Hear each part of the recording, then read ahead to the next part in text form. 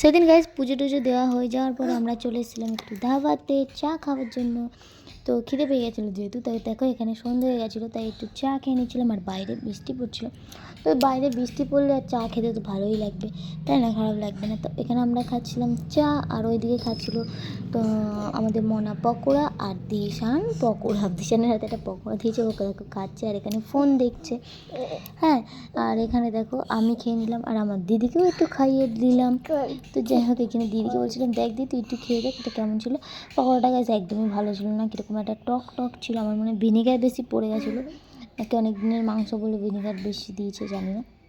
তো এখানে তারপর আমরা দিয়ে দিয়েছিলাম দুপুরে চাউমিন অর্ডার।